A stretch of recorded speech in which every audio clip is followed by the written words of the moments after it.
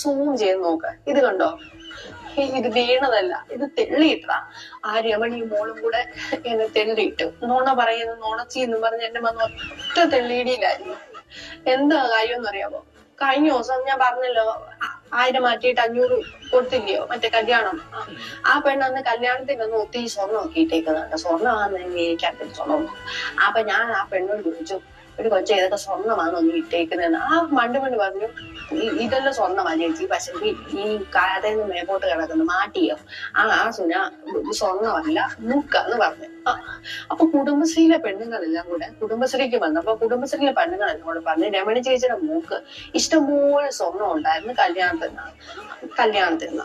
അപ്പൊ ഞാൻ പറഞ്ഞു ഇല്ല, അത് മൊത്തം വിൽക്കാന്ന് പറഞ്ഞു.